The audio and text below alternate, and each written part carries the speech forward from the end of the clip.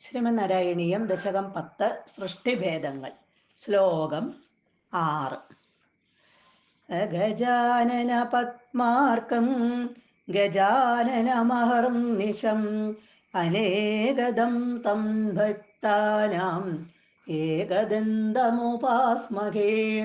സരസ്വതി നമസ്തുഭ്യം വരദേ ജ്ഞാനരൂപിണി വിദ്യാരംഭം കരിഷ്യാമി സിദ്ധിർഭവതു may സദാ.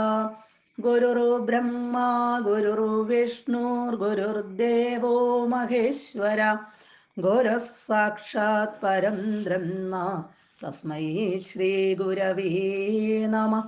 ഓം നമോ ഭഗവതേ വാസുദേവായ.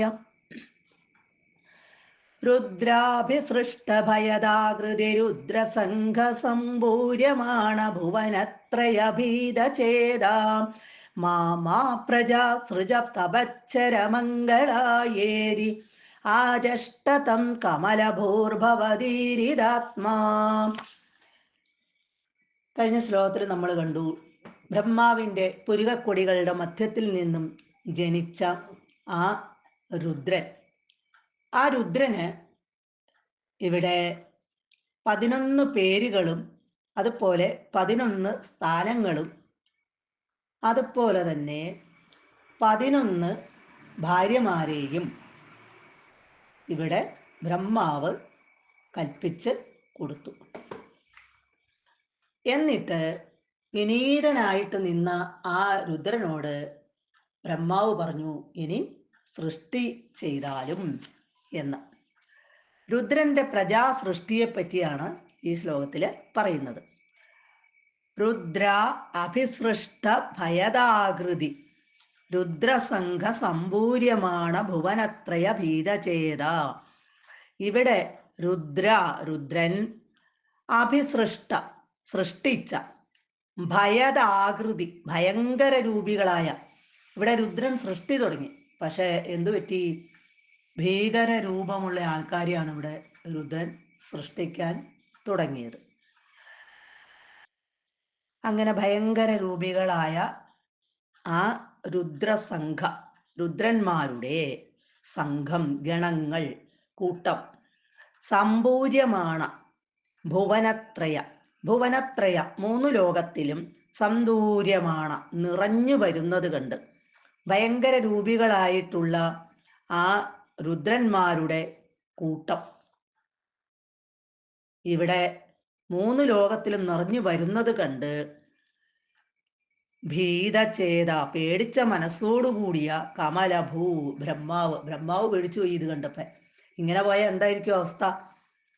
ഭവത് ഈരിതാത്മാ, ഈരിതം എന്ന് പറഞ്ഞാൽ പറയപ്പെട്ടത് എന്നുള്ള അർത്ഥം.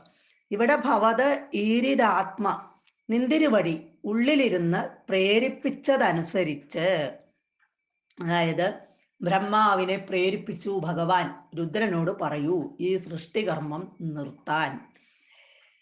മാ അരുത് പ്രജാസൃജ, ഇനി പ്രജാസൃഷ്ടി ചെയ്യരുത്, അങ്ങനെ പ്രജാസൃഷ്ടി ചെയ്യരുത്. രുദ്രനോട് പറയാണ്, ഇനി പ്രജാസൃഷ്ടി ചെയ്യരുത്. കാരണം ഇങ്ങനെയുള്ള ഭീകരരൂപികൾ ലോകം മുഴുവനും നിറഞ്ഞ് വന്നാലത്തെ അവസ്ഥ എന്തായിരിക്കും?